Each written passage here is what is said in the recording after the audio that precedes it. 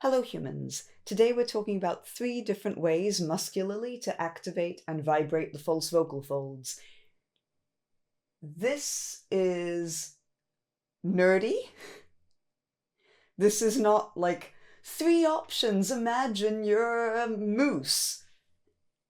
We're not talking about that. We are looking at weird biomechanical options. So if you are a beginner, this might not feel very useful. It could still be useful, but it might not be as useful. To be clear, disclaimer, this is not a tutorial. This is just telling you here are 3 options. So we're not going to go in incredible depth on how to do each one. Plus, most people who have been doing false fold or singing for a relatively short-ish period of time probably will be able to access all 3. They just might not be aware that they're accessing them. We're going to think about the larynx and the vocal mechanism as a vertical column, just for argument's sake. And we're going to talk about our approaches, and we're just going to say one approach is from below, a second approach is bang in the middle, directly on the false vocal fold, and your third approach is from above. Let's break that down. From below.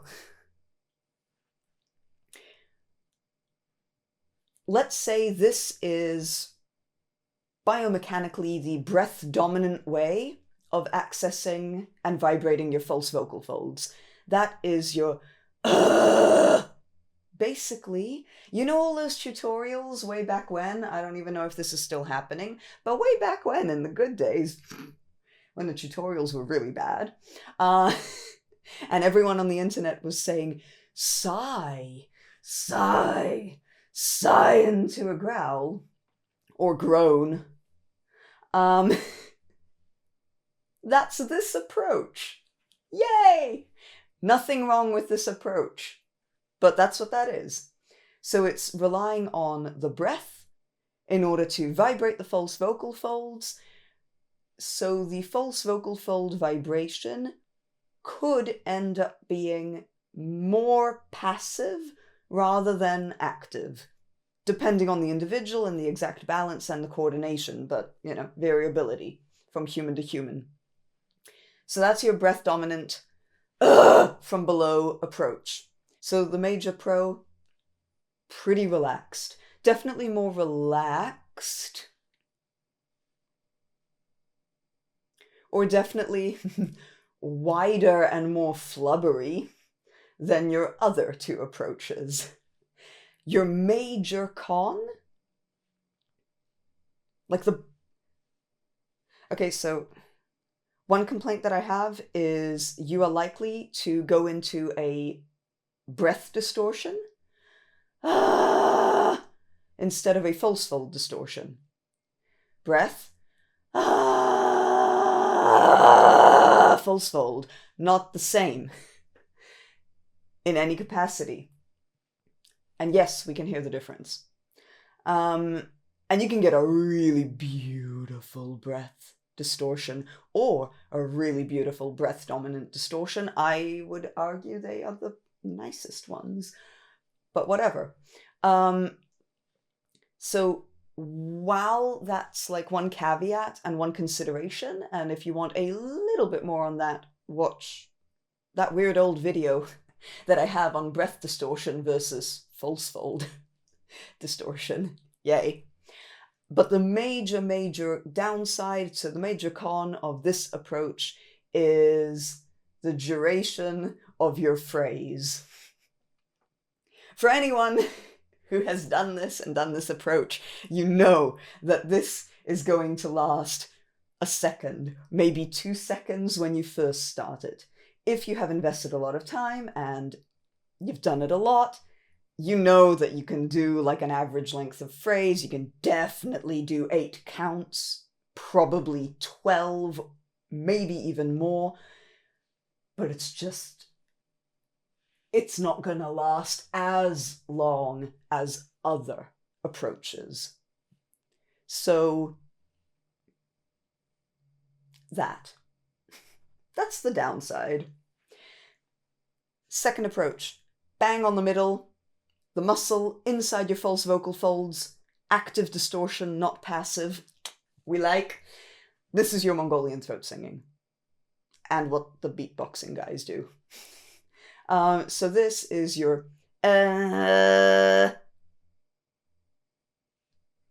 If you're hyper nerdy, it's your Kagira. If you're even nerdier than that, it's your off Kagira sound. It's not exactly Kagira, but close enough. So for any of you who are really hardcore into Mongolian throat singing and you're like, but Kagira has these two details that are different. Yes, it does. We hear you, we agree. But let's ignore that for now. Kagira, closest thing. It is the approach that I take in my false vocal fold tutorials. So it's the way that I start beginners, because I want an active distortion. Because I want you to sound like you know what you're doing, yay. All right, the major pro of this muscular approach is that it gives you the most muscular control. It just does. No contest. The biggest negative side / con of it is the pitch range that you're able to realistically access. Yes, we all know that guy. We all know that guy who can maintain a Kagira tone for 2 octaves of his range. We see him, we know him, we know. We know that it's possible. But the amount of effort that dude is putting in is like a beautiful magical thing, and we love it, and maybe he's going to do that for a song. But if I have to get through a 1 hour, 15-minute set with my band, this is not the dominant sound I want to be making throughout my entire range. So that's the downside of it. Then our third option is from above. So we could argue details and mechanics here. Let's say we are biomechanically going to be using the aryepiglottic folds / twang. Depending on how your teacher teaches it, it might not be the type of twang that you're looking for. Because if they're teaching a different type of twang, you'll never get a distortion from it. So that's one thing to bear in mind if you're having singing lessons, like regular clean singing lessons with someone, and they're teaching you twang, but they're teaching you the sound of twang through the position of the tongue, for example. That's not going to lead to what we're talking about. So we're looking at side walls. I'm going to be stupidly and oddly specific here. Side and to the front of your larynx.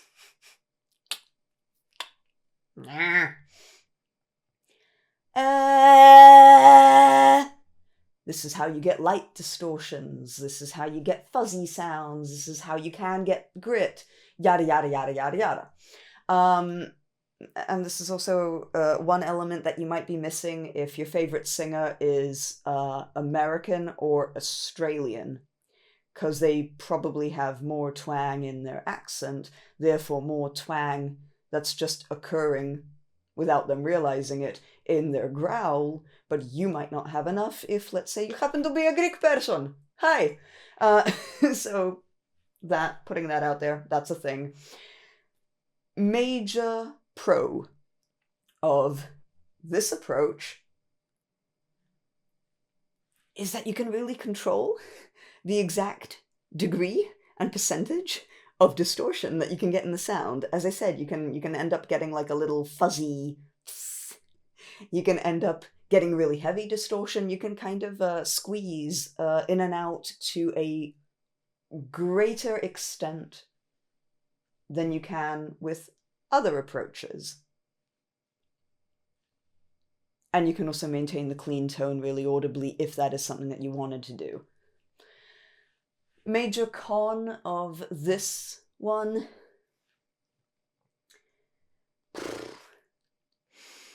I would say that the major downside of this distortion, apart from the fact that it's a much bigger squeeze than either of the other two approaches,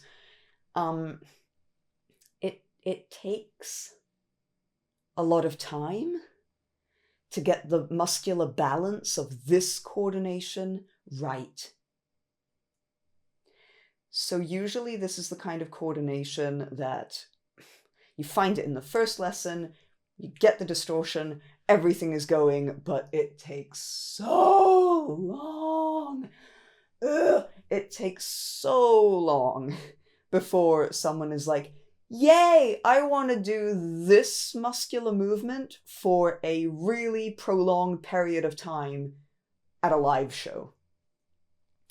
Stereotypically, we hear this kind of muscular coordination when the distortion is just coming in briefly, or it's going in and out. So you get it like on a word, then it leaves, then it comes back, or you have clean and then it's just at the end of the phrase, or just at the beginning. Like it's more of a texture type movement because it takes so long to sustain it for prolonged periods. Now that doesn't mean that sustaining it for prolonged periods is not possible, it just takes longer. Ta-da! That. Little note here.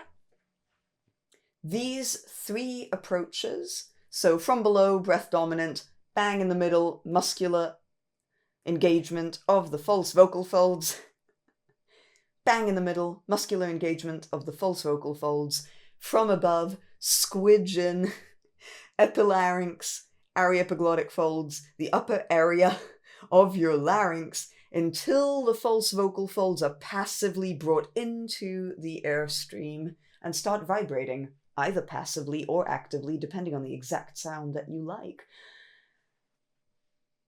All three of these muscular approaches, for me, are distinct and separate to what I call a Valsalva-based distortion, and what you might see floating around on the internet as a hypercompression, which is relying on your Valsalva maneuver, which is that thing, that sound that dudes make in the gym when they're bro lifting, otherwise known as your This is a distinct laryngeal gesture, at least for us.